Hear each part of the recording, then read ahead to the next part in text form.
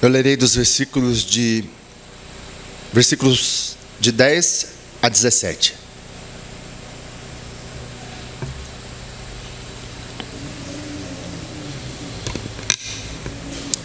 Ao regressarem, os apóstolos relataram a Jesus tudo o que tinham feito. E levando-os consigo, retirou-se à parte para uma cidade chamada Betsaida. Mas as multidões, ao saberem, seguiram-no. Acolhendo-as, falava-lhes a respeito do reino de Deus e socorria os que tinham necessidades de cura. Mas o dia começava a declinar. Então se aproximaram os 12 e lhe disseram: despede a multidão, para que indo às aldeias e campos circunvizinhos se hospedem e achem alimento, pois estamos aqui em lugar deserto. Ele, porém, lhes disse: dai-lhes vós mesmo de comer.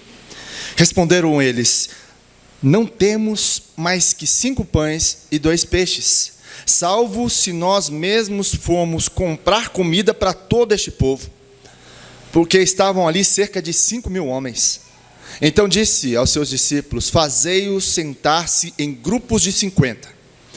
Eles atenderam, acomodando a todos.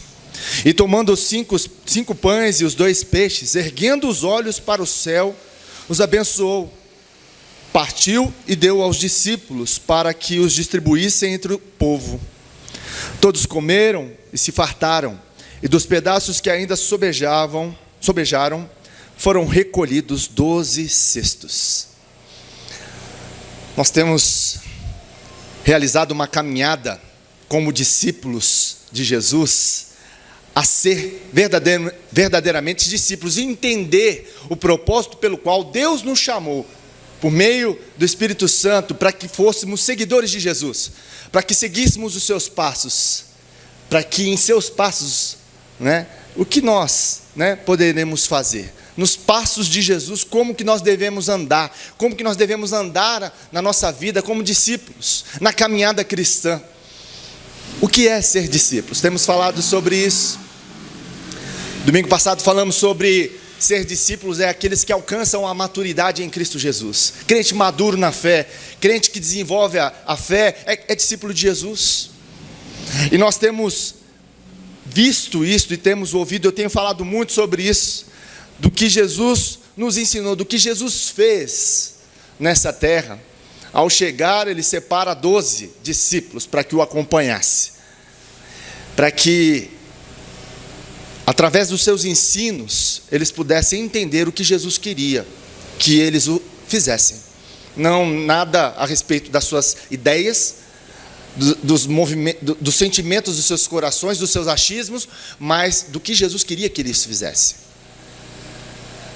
E hoje eu quero falar com os irmãos a respeito do que Jesus faz em meio às multidões e o ensino que ele passa para os seus discípulos em meio às multidões, como que Jesus agia em meio às multidões, como que Jesus falava em meio às multidões. Nós vemos que o tempo todo Jesus está cercado de pessoas, o tempo todo Jesus está cercado de muitas pessoas, por isso que são multidões, porque as pessoas queriam ouvir Jesus, as pessoas queriam ver algo e ver algo que era surpreendente, que era algo de outro planeta, que era Jesus, algo fantástico, algo significativo, algo que mudava a vida comum daqueles que estavam na vida comum.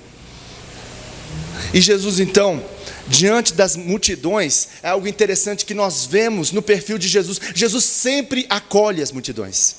Jesus, ele chama para si, ele ensina, ele instrui, ele cura os enfermos no meio das multidões, ele supre todas as necessidades daqueles que estão em meio à multidão, e ele se compadece, ele tem compaixão das pessoas que estão ali na multidão, da situação que elas estão. Jesus tem esse perfil, e como discípulos nós precisamos aprender com Jesus a respeito disso. Nós vemos isso, por exemplo, no livro do Evangelho de Mateus, quando lá no capítulo 9, no versículo 36, Jesus dizendo, ao ver as multidões, o que ele teve? Compaixão delas. Jesus se coloca no lugar das pessoas. Jesus sente o que as pessoas estão sentindo, não é apenas um olhar, de lado e vendo a necessidade, se afastando. Não, ele se compadece dessas pessoas que estavam como aflitas e desamparadas, como ovelhas sem pastor. Isso constrange o coração de Jesus, isso aperta o coração de Jesus. Ele se compadece da situação de cada um que está na multidão. Olha, mais um compadecimento do Senhor Jesus das multidões, daqueles que estavam na multidão. Mateus capítulo 14, versículo 14. Quando Jesus saiu do barco e viu tão grande multidão, ele teve o quê? Compaixão deles e curou os seus doentes. Uma outra passagem, Mateus capítulo 15, versículo 32. Jesus chamou os seus discípulos e disse: tenho compaixão dessa multidão. Olha que interessante. Agora Jesus chama os discípulos e fala: olha, eu tenho compaixão deles.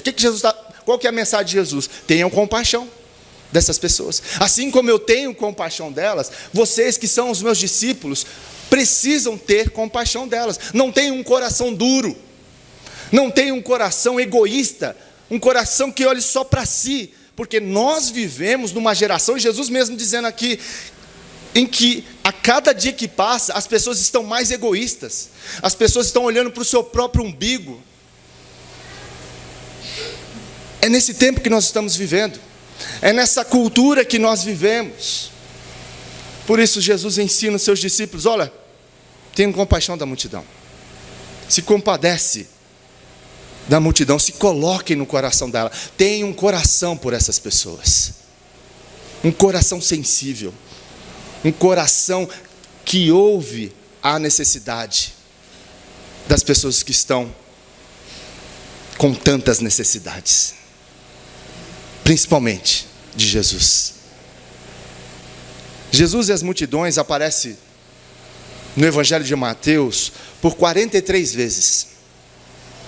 E nos 4 evangelhos, 125 vezes. Muita coisa, né? Por 43 vezes, só no Evangelho de Mateus, e nos 4 evangelhos, 125 vezes. O que isso retrata para nós? Opa, Jesus tem uma prioridade, de caminhar no meio do povo.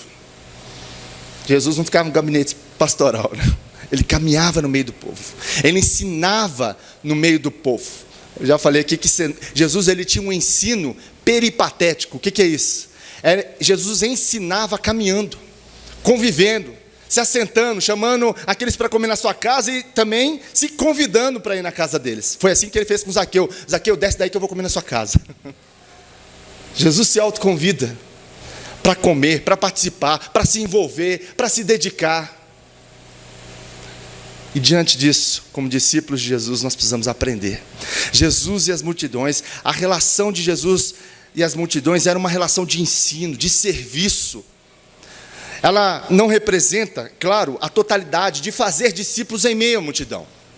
Nós percebemos isso, que a maioria das pessoas que estavam na multidão se tornaram discípulos de Jesus. Muitos ali estavam só, sendo simpatizantes daquilo que Jesus fazia, de quem era Jesus. Pô, um homem legal, estou aqui só para ver, só para ver como é que é, mas eu não quero me envolver não. Não quero um compromisso maior não. Eu vou andar aqui só no meio da multidão para ver, para ser abençoado.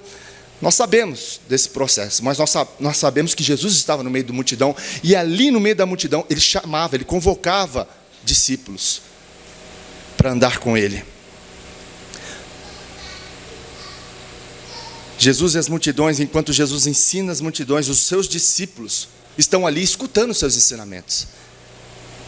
O que distingue um discípulo no meio da multidão é como ele escuta, como ele acolhe, como ele responde ao ensino de Jesus.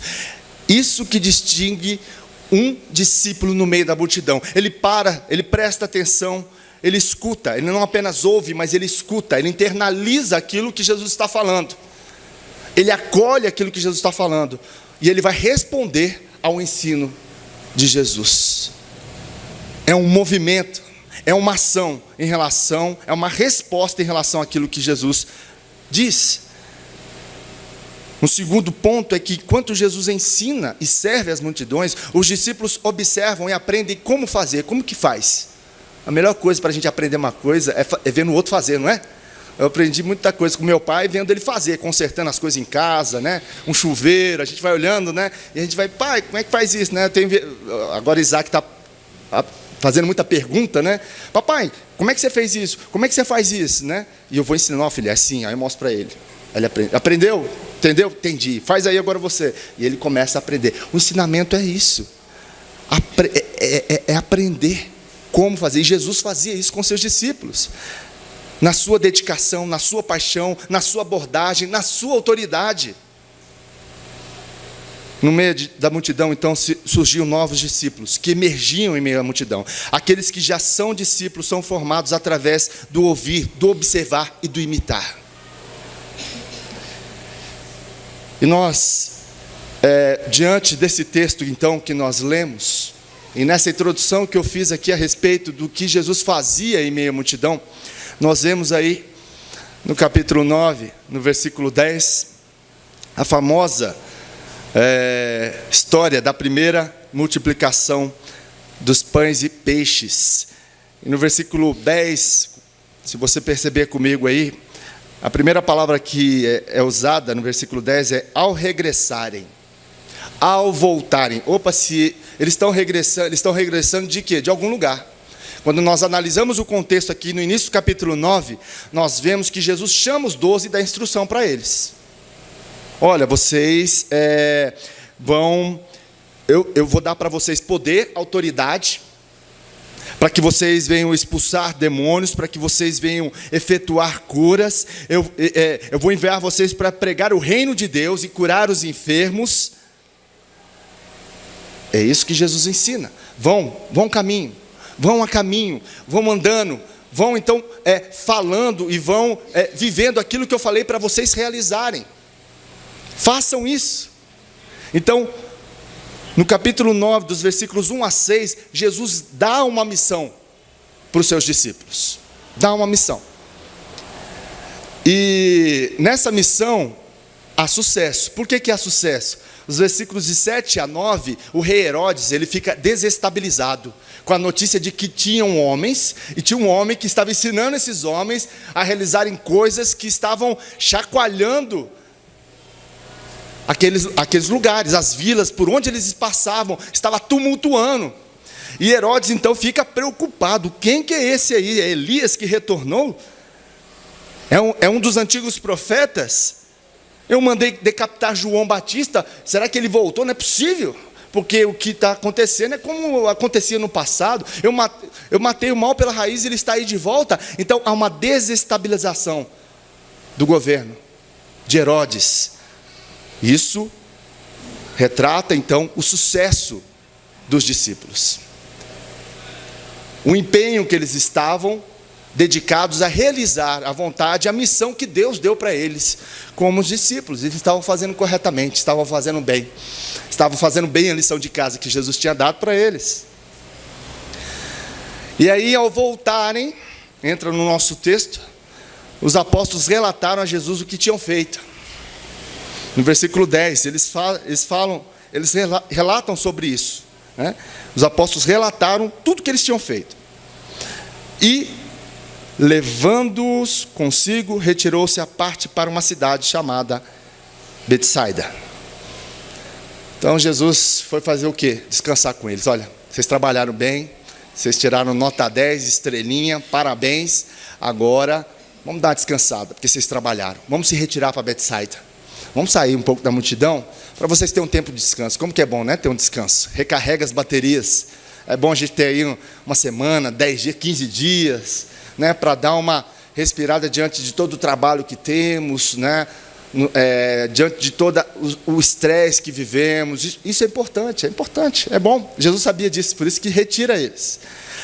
É uma tentativa de dar um pouco de descanso e também privacidade. Nós gostamos disso, é bom. Né? Quem não gosta de um descanso, de umas férias, né? Quem não está precisando de um descanso e de umas férias? Mas é interessante que no versículo 11, o que acontece? Os discípulos iam tirar férias, uma folguinha, né? No resort. Mas as multidões, ao saberem que eles estavam saindo para dar uma descansada, o que acontece? Seguem eles. Não dá descanso. Eles seguem a eles. E olha que interessante, né? Não tem horas que a gente está ali, no momento em que a gente precisa dar uma respirada, descansa, tem alguma coisa para fazer, um telefone para atender, uma mensagem para responder, de uma pessoa às vezes que quer ouvir, né, uma palavra, que precisa de uma oração, a gente fala assim, agora não, deixa para depois. Ah, não, estou cansado, agora não. Agora não é o momento, eu vou ter um tempo para mim. E vem aquela oportunidade de você pregar o Evangelho, de você testemunhar do Evangelho. Você fala, pô, Jesus, eu já fiz tanto pelo Senhor, né? Estou lá, estou na obra, estou dando um bom testemunho. Agora não, né? Deixa mais um tempinho, deixa eu descansar mais, deixa eu dar uma relaxada, né? Maior. E vem justamente o momento que você está querendo dar relaxada, alguma coisa para você fazer, alguma coisa para você apoiar, para você falar do amor, para você se compadecer. E a pergunta é, o que nós fazemos neste momento? Depois atendemos, deixa para depois. O que nós fazemos em relações a esse tempo que muitas vezes aparecem oportunidades para nós falarmos de Jesus, para cumprirmos a missão que Jesus nos deu como discípulo? O que Jesus falou? Olha, um dia eu vou dar descanso para vocês na eternidade, pode ficar tranquilo. Por enquanto aqui é trabalho, a missão, e aproveitar as oportunidades que Jesus tem nos dado, né? Aproveitar, entender os momentos únicos, que às vezes é um tempo que você tirou, mas não deu para tirar, você teve que servir. Eu quero falar para você que eu já passei por várias situações assim, e a vontade que dá é de falar, para depois, não, marca para depois, faz depois. E todas as vezes que eu disse sim para aquele momento, como que eu fui abençoado? Parece que eu fui mais abençoado que a pessoa. Porque Deus nos surpreende quando nós nos dedicamos, quando no momento em que nós tínhamos toda a oportunidade, todo momento para vivermos para nós mesmos, mas nós dizemos, não, eu vou dedicar um tempo, eu vou servir, né? E como que Deus nos abençoa? Como que Deus nos abençoa? Porque depois que a oportunidade passa, aí fica a culpa. Nossa, eu poderia ter feito, eu poderia ter falado. É a pior coisa que acontece, né? Nossa, eu não aproveitei a situação, não aproveitei o momento, e ela passou. Aproveite os momentos, aproveite as oportunidades, porque as oportunidades passam, e às vezes elas não voltam, na maioria das vezes.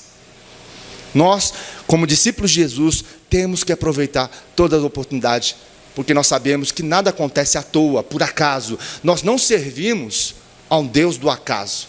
Tem uma música aí, acho que é do Titãs, né?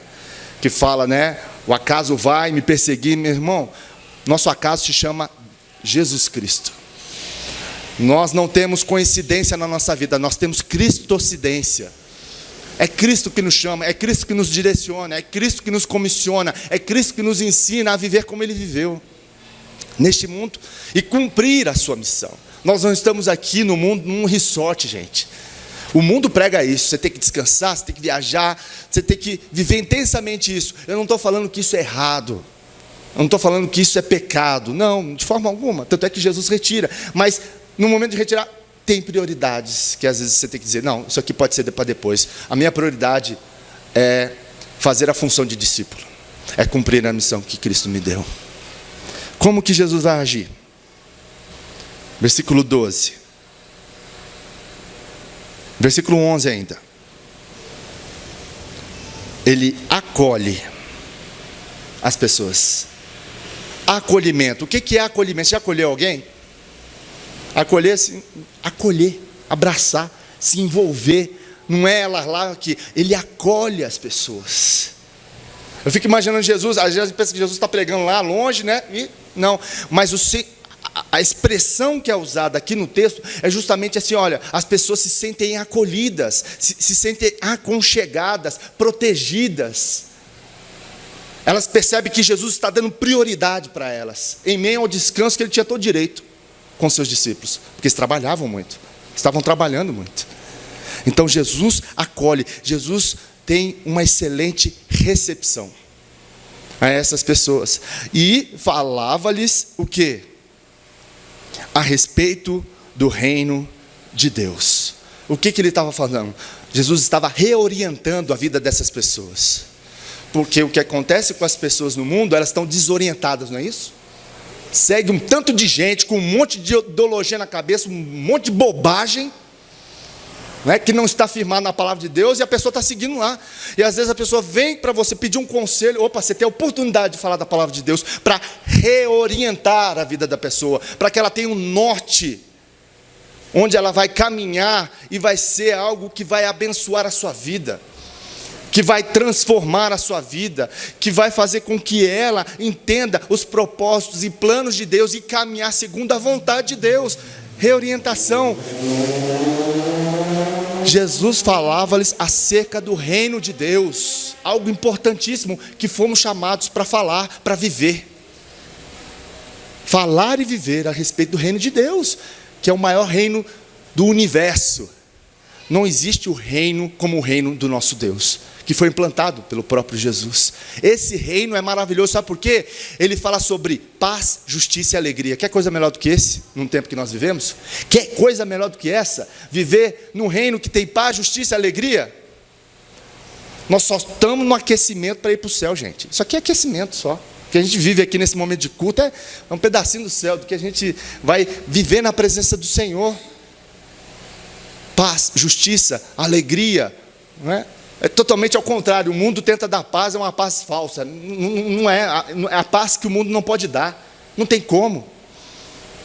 E paz, em meio à guerra você tem paz. Isso que é surpreendente. A paz que Cristo nos dá é no meio da guerra, no meio da confusão, da convulsão, das adversidades, da crise, do sofrimento, você tem paz. Só o cristão pode ter isso. E é sobre o reino. É a justiça que nós vemos num cenário que nós vivemos hoje, da nossa política, onde que praticamente não tem. Nós vivemos num reino de homens que vivem e falam sobre injustiças. Mas nós somos chamados para pregar a justiça de Deus. Nós somos chamados para viver na justiça de Deus. Graças a Deus por isso. Deus é bom, como nós cantamos aqui. Nós temos a paz dele, nós temos a paz de Deus e a paz com Deus, né? Porque qual a diferença? Eu já falei sobre isso. Há uma diferença entre a paz de Deus e a paz com Deus. A paz com Deus, nós éramos antes ímpios, inimigos da cruz, inimigos de Deus. Nós estávamos sob a ira de Deus. E aí o que Deus fez? Nos chamou. E aí nós passamos então a ter a paz com Deus. Coisa linda. E Deus tem para nós a sua paz. A paz de Deus. Tem cristãos que não têm a paz de Deus. Não tem. Tem conflitos internos. Nós precisamos viver a paz de Deus. Por isso que quando os discípulos estavam ali aflitos, logo após a morte de Cristo, e o que acontece? Eles estão fechados num quarto lá com medo. Estão apavorados. Estão angustiados. Porque Jesus morreu e agora? Acabou para nós. Nós somos discípulos, nós vamos ser perseguidos, vão matar a gente. Acabou. Jesus se foi, o nosso mestre, o nosso bom pastor, o nosso guia. E o que Jesus faz? Ele passa por meio da porta lá. Qual a primeira frase que ele fala? A primeira palavra que ele fala? Paz seja convosco. Oh, coisa boa. Você está aflito? Sua alma está conturbada? Feche os seus olhos e se coloque diante do Senhor. Ore por alguns instantes. E fala: Senhor, acalma meu coração. Eu preciso da sua paz. Porque senão eu não vou conseguir resolver isso. Eu não vou conseguir chegar no final do dia. Me ajude. Meu irmão, é imediato. É como tirar com a mão aquela aflição no meio da oração. E a paz do Senhor vem. Porque o reino de Deus é justiça, é paz, justiça e alegria. Alegria. Alegria. A alegria do Senhor é o quê? A nossa força, meu irmão. É a nossa força. É a nossa força para caminhar, para vencer os obstáculos, para ter sucesso na missão que Deus nos deu, no caminho que Deus nos deu. Então, o que ele fazia? Ele chama, ele acolhe, ele fala a respeito do reino, e o que ele faz? Ele cura aqueles que precisavam de cura, não é isso? Aqueles que necessitavam de cura, ele cura, ele abençoa. O que ele faz com isso? Ele restaura. Ele restaura. Pessoas que estavam doentes, pessoas que estavam com defeito, com cegueira, coxos, pessoas que não andavam. O que ele faz? Ele faz tudo novo. Ele dá uma saúde física e também essa cura é emocional, não somente física. A cura que Jesus faz é por completo, física e emocional. Pessoas afetadas emocionalmente por traumas, em que Jesus, então, restaura todo o ser daquelas pessoas. Que coisa linda. Que coisa maravilhosa. Jesus é tudo, meus irmãos. É maravilhoso andar com Jesus. É maravilhoso cumprir a sua missão. E Ele, então, diante dessa situação, Ele recebe essas pessoas, Ele reorienta essas pessoas e Ele restaura essas pessoas. Que coisa linda, gente. Nós somos chamados para isso. Nós somos chamados para fazer o que Jesus fez. Olha só que missão. Olha que privilégio que nós temos. Nós não fazemos na força do nosso braço, mas no poder do Espírito Santo. É no poder. Por isso que quando Jesus foi assunto aos céus, Ele disse, olha, mas vai vir o meu Consolador. E Ele vai dar o que para vocês, igreja? Poder. É poder para fazer essas coisas. A gente não consegue fazer isso aqui na força do nosso braço, não. Na nossa intelectualidade, apenas no nosso conhecimento, não. É no poder do Espírito Santo. Por isso nós somos instrumentos na mão de Jesus. Para que o Espírito Santo, então, faça a obra dEle. Nós precisamos ser, eis-me aqui.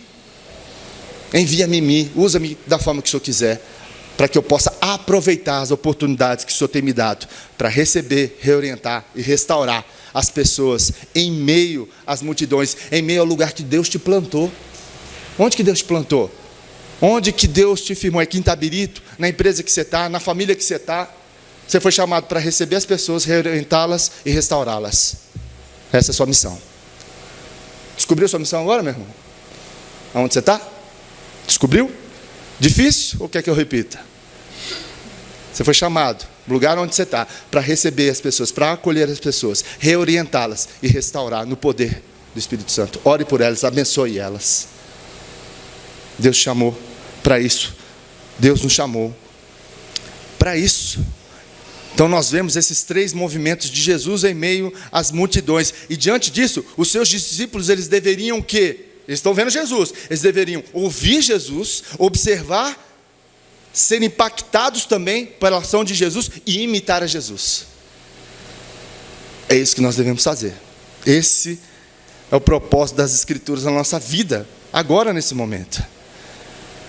E aí o que acontece? Versículo 12, algo impactante. Mas o dia começava o quê? A declinar. Então se aproximaram os 12 e lhes disseram: Jesus, a gente pode dar um conselho para o senhor? Não vai dar um conselho, né? Manda embora a multidão.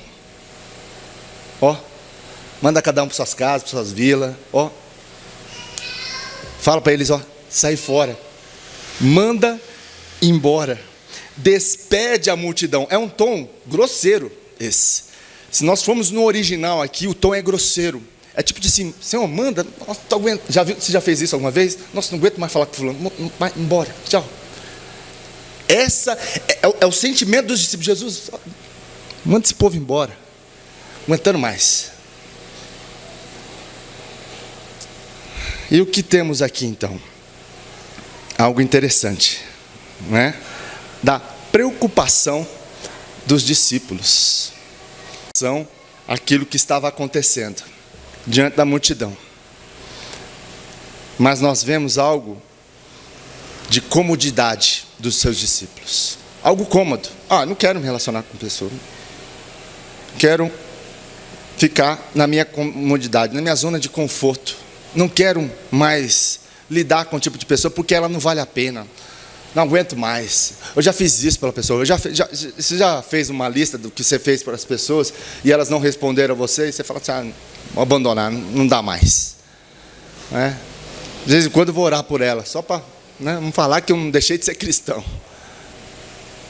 A gente quer entrar na nossa zona de conforto. A gente quer passar a viver cômodos na situação.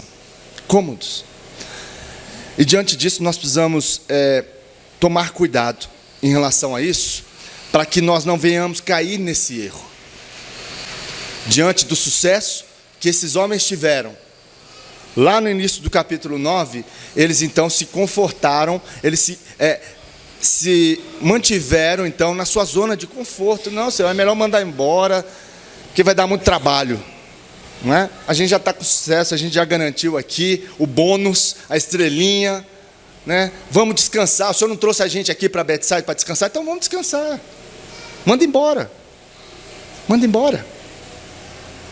É muito fácil a gente entrar nas nossas zonas de conforto, quando nós já alcançamos alguma coisa. Sucesso é muito relativo, porque às vezes você pode estar lá no topo e a hora que você se conforta, se conforma com aquela situação, para de estudar, para de se empenhar, o que acontece? Você pode, do dia para a noite, perder aquilo que você conquistou. Então o sucesso ele é muito frágil, né? Ele não é permanente, se você não se esforçar para continuar sempre crescendo aonde Deus te colocou. A nossa tendência diante do sucesso, de algo que nós alcançamos e tivemos sucesso, é a tendência de nos acomodar. Isso é um perigo para nós. Como discípulos de Jesus, é um perigo. Nós precisamos crescer. Nós precisamos conhecer a Deus e fazê-lo conhecido. É isso que o profeta fala lá em Amós, capítulo 6, versículo 3. Conheçamos a Deus e prossigamos em conhecer. Não é apenas conhecer, já conheço, tranquilo, beleza, já cheguei no nível, ó, hard, tá top, né? E para, não. Conheçamos e prossigamos em conhecer a Deus. Esse é o movimento do discípulo. Gente, Paulo, quando estava preso, e ele escreve a carta a Timóteo, seu filho na fé, logo lá no final do capítulo 2, do capítulo 4, da carta de 2 Timóteo, o que ele fala para Timóteo? Timóteo, eu sei que eu vou daqui a pouco para a glória, e é melhor estar na glória com Jesus, eu queria muito estar com vocês aí, mas é melhor estar na glória. Mas olha, traz para mim os livros. Para que Paulo queria livro na prisão? Para continuar o quê? Conhecendo a Deus. Olha que lição que Paulo nos ensina, e que lição que Paulo dá a Timóteo. Eu quero conhecer mais a Deus. Eu sei que eu vou morrer daqui a pouco, mas eu quero conhecer mais a Deus. Traga os meus livros. Paulo não se acomodava. Paulo, ele não, quando ele se sentia, é interessante, quando nós lemos as cartas de Paulo, né? Quando ele se sentia confortável, não, tem que evangelizar, tem que fazer ação missionária. Não, vamos embora. Não, mas Paulo, o Espírito Santo está falando para não ir. Não interessa, eu vou. Paulo não se conformava. Paulo não se sentia, quando ele se sentia cômodo, parece que era uma cadeira de espinho que ele sentava. Não, eu preciso agir, eu preciso pregar o Evangelho, eu preciso fazer discípulos de Jesus, eu preciso plantar a igreja. O tempo todo. Nós temos que ter cuidado com as nossas zonas de conforto. Devemos ter cuidado, como discípulos, das nossas zonas de conforto. Qual que é o nosso desafio? Deixar a zona de conforto e enganjar-se no serviço. Esses tempos atrás eu ouvi, engraçado, né? Um homem que trabalhou muito na igreja, e ele até soltou algo assim, sem pensar, né? Aí ele falou assim: pastor, já trabalhei muito na igreja. Deve ter aqui mais ou menos uns 65 anos. Uma faixa de 60 a 65 anos. E agora eu estou no meu tempo de descanso. Vou deixar para os mais jovens. Vou vir de vez em quando na igreja, vou fazer um trabalho aqui, mas eu já trabalhei demais. Agora é tempo de descansar. Eu olhei para ele: é mesmo, irmão? Então o senhor já está querendo ir para o céu. Não é isso, pastor. É descanso aqui mesmo pelo trabalho que eu fiz, meu irmão. Descanso a gente vai ter na glória. Vamos se enganjar no serviço, vamos se enganjar na obra, no trabalho. Vamos aí crescer como igreja, como corpo de Cristo. Vamos desenvolver, vamos ser bênção onde Deus nos colocou. Vamos se enganjar no serviço que Deus nos deixou como discípulos de Jesus. Esse é o desafio, dia após dia. Dia após dia. E aí então o texto continua dizendo, né? No versículo 12. Começou, despede a multidão para que eles vão aos campos e tal. E o que Jesus diz no versículo 13? Surpreende a resposta de Jesus: dai-lhes vós mesmo de comer. Aí eles assustam. Imagina esse cara: Jesus, mas como que a gente vai dar de comer? A gente tem 5 pães e 2 peixes, são 5.000 homens aqui, como? Tem jeito? Não dá. Eu sei que o senhor aí faz milagre, mas esse aqui não tem jeito. Ainda o senhor deu esse desafio para nós, porque Jesus falou para eles, né? Dai-lhes vós mesmo de comer. Jogou a bomba na mão deles. Vamos ver o que vocês vão fazer pelo serviço. Vamos ver se vocês estão dispostos a servir. E aí o que eles dão? Justificativa. Não dá para fazer. Muitas vezes nós somos pessimistas na obra do Senhor. Não, pastor, não dá para fazer. Não faz isso. Não, vai dar trabalho. Falou que vai dar trabalho. Não, vamos na boa, está tranquilo. Não, tá de boa. E é isso que Jesus nos ensina. Dê-lhes você algo de comer. De comer. Nós temos apenas 5 pães e 2 peixes. O que eles tinham? Recurso limitado. Eu e você temos um recurso limitado, não tem? Em várias áreas da vida. Nós temos. Nós falamos assim, mas eu sou incapaz, eu não sei falar. Eu não conheço muito bem a palavra. Eu tenho pouco tempo de igreja. Na minha casa está assim. Está assado. Estou assim com meu marido. Estou assim com a minha esposa. Estou assim. É várias justificativas que a gente tem diante de situações em que Jesus nos desafia a prosseguir. A gente está limitado. E daí? E daí? Jesus lança o desafio para eles, porque tinham 5.000 homens ali. Um desafio imenso. Pensa a situação. Você já teve situações assim? E agora, o que eu faço? Você olha para a situação, você não vê saída. Você não vê saída. Você fala que você precisa de uma ação sobrenatural de Deus. Se Deus não fizer, vai tudo por água abaixo. Se é isso que Ele quer, vai. Se não vai. Então você faz o quê? Diante da situação em que você se acha num desafio imenso, muito maior do que você. É Golias, né? Davi e Golias. Qual que foi a situação lá de Davi e Golias? Davi se intimida com o desafio que ele tinha diante deles. Todos do povo de Israel tinham. Os soldados olhavam para... Mas quem que vai encarar Golias? Quem? Não tem um jeito. E Davizinho, opa, quem que é esse incircunciso que está falando como Deus Todo-Poderoso? Olha o coração de Davi. Olha o coração de Davi, um homem temente a Deus, um homem que conhecia a Deus desde pequeno, desde a sua adolescência. E ele chega para Saul, mas o que você fez? Ô Saul, é o seguinte, eu já matei um urso e um leão, pode ficar tranquilo. Um gigante desse não vai fazer nada. Imagina um adolescente falar isso para o rei Saul. É mesmo? Você matou? Tipo assim, Saul, né? Será mesmo? Pega a minha armadura então, coloca a armadura aí. Aquele negócio de exagero, não dá. Eu vou com o que eu tenho, com meu estilingue aqui. Pode deixar. Não é o estilingue que vai resolver. Quem vai resolver é o Senhor dos Exércitos. Naquele que eu creio. Naquele que em situações em que eu tinha recursos limitados, com apenas uma vara, um cajado e um estilingue, eu matei um urso, eu matei um leão. Eu sei o que Deus pode fazer. Eu conheço meu Deus. Espera aí. Que Deus que vocês estão servindo é o Deus de Israel. É o Deus que tirou o povo dele do Egito. Abriu o Mar Vermelho. Olha a história aí, gente. Olha para trás. Olha o que Deus fez. Será que esse Deus vai nos enganar? Vai dar uma falsa expectativa daquilo que Ele pode fazer em nós e através de nós? É Deus que faz, é Deus que age diante do desafio. Então Davi vai lá, gira sua funda e dá-lhe na testa. Aquele derrota, corta a cabeça. Surpreendente. Quem imaginaria um final daquele? Do exército de Israel e até mesmo do exército filisteu. Quem? Ninguém. Tem situações na vida, meu irmão, que você olha e fala assim, não dá não.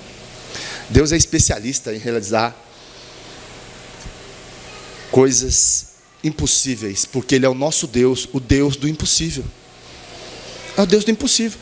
Diante, então, dessa situação em que muitas vezes nos encontramos com recursos limitados, o desafio é imenso, o que Jesus faz? Olha, vou dar uma dica para vocês. Reestrutura aí, é 5.000? Reestrutura, grupos o quê? De 50 e 50. Senta eles aí. Para o quê? Reestruturar, organizar, para que vocês entendam o que está acontecendo. Organiza, faça as suas coisas. Jesus sempre, quando tem algo desafiador, Ele vai nos colocar no desafio. Jesus, lá nas bodas de Canaã da Galileia, o que aconteceu? Faltou o quê na festa? Vinho. Aí, Maria foi lá para Jesus, olha, ainda não chegou minha hora. Ela volta, não chegou. Faça tudo que Ele mandar. Aí, acabou o vinho. O que Jesus fala? Ele transforma direto a água em vinho. O que Ele fala? Ele dá um serviço.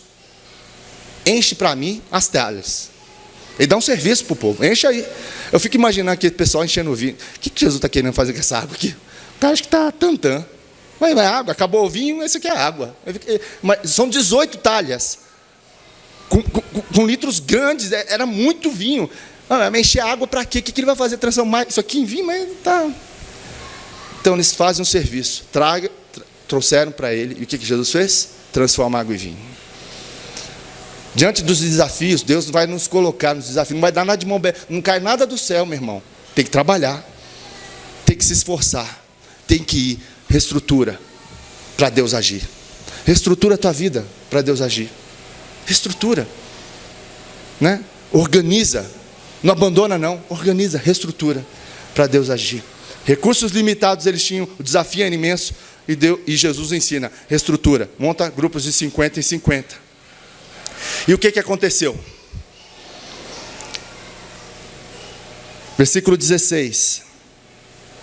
E tomando os 5 pães e os 2 peixes, aqui está o ponto central do texto. O que Jesus fez?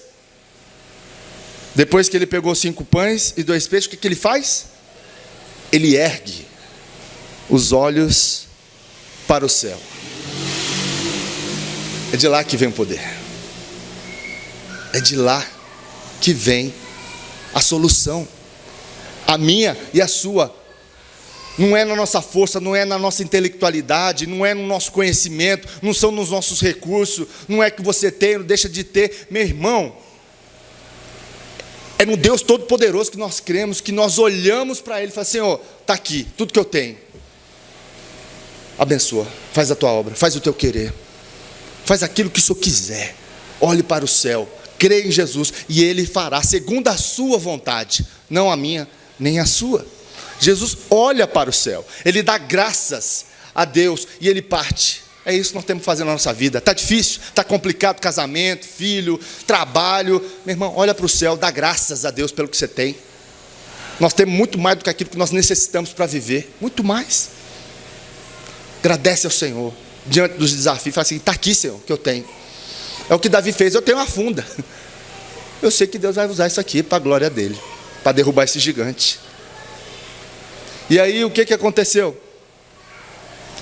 Em seguida ele entrega aos discípulos para que eles servissem ao povo. E o que acontece? Todos comeram e ficaram satisfeitos. Que loucura. Imagina a cena. Jesus vai, abençoa, dá graças, parte o pão e dá para os discípulos. Está aqui. E eles começam a distribuir e aquilo lá começa a se multiplicar. Eles dão, é como se desse o sentido, como eles, quando apanhasse ficava outro. Aquilo ia rendendo na bandeja. E todos foram alimentados, todos. Os 5.000 homens, fora as mulheres e crianças. Fora as mulheres e crianças. E todos foram alimentados e ficaram o quê? Satisfeitos. Você já saiu de uma mesa satisfeito? Satisfeito é quase no perímetro aí de você pecar. Né? Satisfeito, ó. Estou satisfeito. E ainda, o que acontece? Os discípulos recolhem quantos cestos?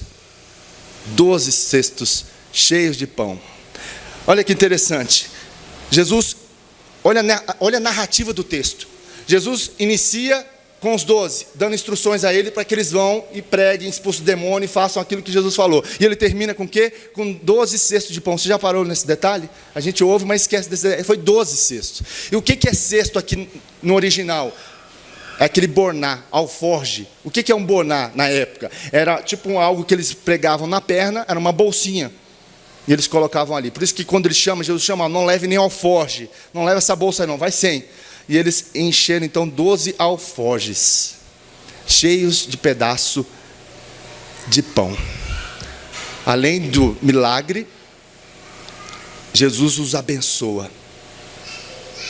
Jesus os abençoa. Faça a vontade de Deus e você vai ser muito mais abençoado do que você imaginava que você seria. Deus nos surpreende. Deus nos surpreende. Isso é fé. Obedeça. E Deus vai nos surpreender. Vai nos dar muito mais do que aquilo que nós precisamos quando nós damos passo de fé, quando nós obedecemos. Deus nos abençoará. Deus nos surpreenderá. Creia nisso. Você gosta de receber surpresas? Quem não gosta, né? De receber uma surpresa. A Isaac lá fala assim: ó, papai tem uma surpresa. É mesmo, papai? O que eu faço para ter surpresa, né? Não, você precisa arrumar isso, aquilo, tal, tal. Aí tem uma surpresa. E ele fica todo empolgado para descobrir a surpresa. Que aquilo lá, nossa, papai, gostei, fiquei animado. Surpresa. Deus gosta de nos surpreender. Mas para isso nós precisamos obedecer. Obedecer. Obedecer. Obedecer. Diante disso, eu quero deixar algo para que você, então, reflita diante de tudo que nós falamos aqui.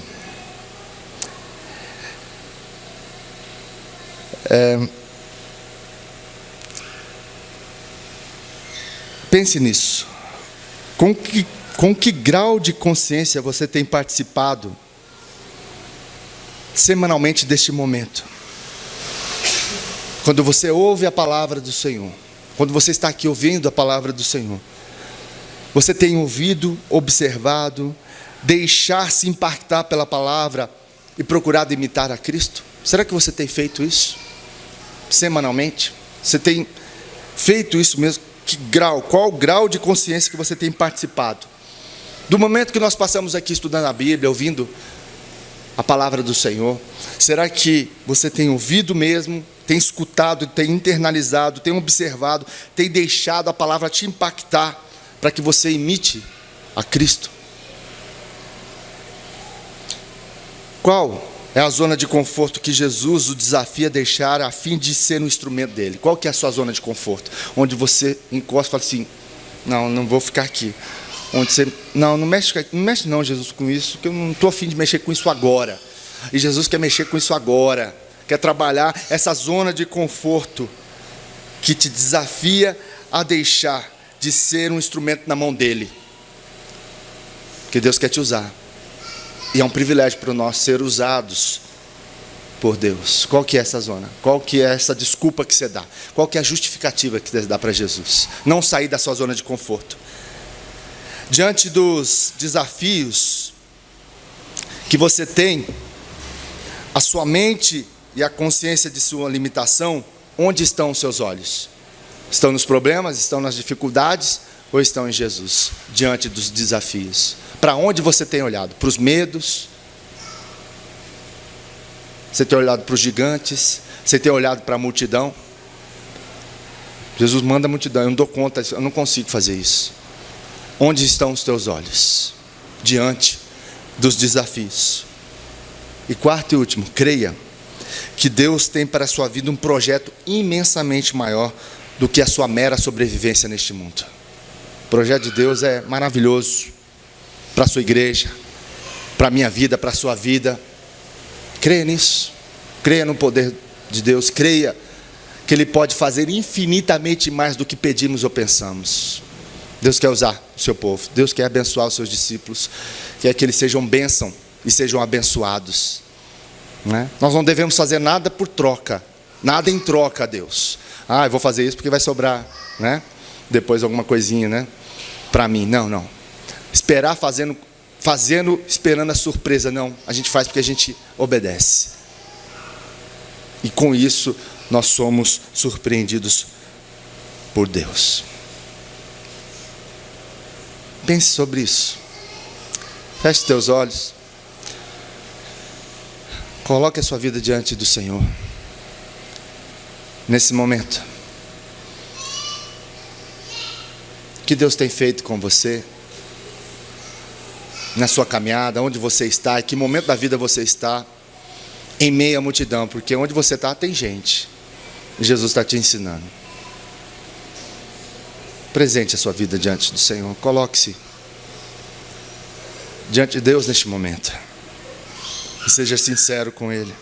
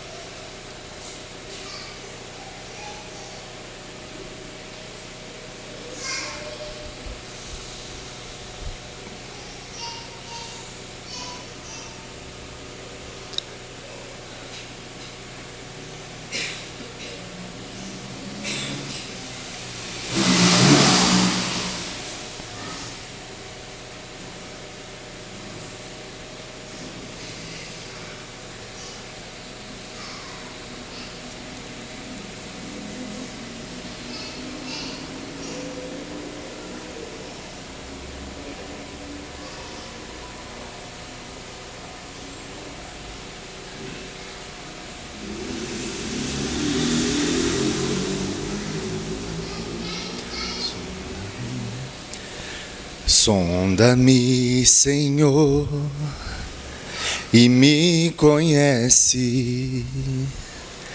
Quebranta o meu coração. Transforma-me conforme a tua palavra. E enche-me até que em mim se ache só a ti. E então usa-me, Senhor. Usa-me como um farol que brilha à noite, como ponte sobre as águas, como abrigo no deserto, como flecha que acerta o alvo. Eu quero ser usado da maneira que te agrade, em qualquer hora e em qualquer lugar. Eis aqui a minha vida, usa-me, Senhor. Usa-me, sonda-me, quebranta-me, transforma-me, enche-me e usa-me. Sonda-me, sonda-me, quebranta-me, transforma-me, enche-me e usa-me, Senhor. Como um farol que brilha à noite, como ponte sobre as águas, como abrigo no deserto, como flecha que acerta o alvo. Eu quero ser usado da maneira que te agrade, em qualquer hora e em qualquer lugar. Eis aqui a minha vida, usa-me, Senhor. Usa-me, Senhor. Esse é o desejo do nosso coração, Senhor. Nos ajude. Nos ajude a viver segundo a tua palavra. Nos ajude a brilhar como um farol em meio à noite, em meio às trevas deste mundo sem esperança, deste mundo aflito, desse mundo desorganizado, destruído pelo pecado. Usa-nos como discípulos do Senhor para sermos luz e sal neste mundo. Abençoa-nos para que possamos ser, no meio da multidão, aquilo que o Senhor nos chamou para ser: discípulos que amem o Senhor, que obedecem à tua palavra, que escutam a tua palavra, que imitem o Senhor, ó Pai. Quebranta o nosso coração, transforma-nos, encha-nos, possamos ser cheios do teu Espírito Santo para viver, Senhor, segundo a tua vontade, falando do teu amor, vivendo a tua bondade, expressando tudo aquilo que o Senhor é para nós. Abençoa, Senhor, teu povo aqui reunido. Nos dê uma semana na tua presença, nos dê uma semana de paz, que possamos descansar no Senhor, para viver a missão que o Senhor tem para nós, trabalhando em meio aos desafios que o Senhor tem nos dado, em meio às oportunidades que temos, em meio às multidões, para falar do teu amor, para nos compadecer delas. Abra os nossos olhos para ver e os nossos corações para sentir. É o que te pedimos em nome de Jesus. E que a graça do nosso Senhor e Salvador Jesus Cristo, o amor de Deus, o nosso eterno Pai, e as ternas consolações do Espírito Santo de Deus e o seu poder repouse sobre nós, o teu povo aqui reunido, discípulos do Senhor, chamados para viver segundo a tua vontade, segundo a sua missão para nós, como povo de Deus, como igreja do Senhor, hoje e para todos sempre. Amém.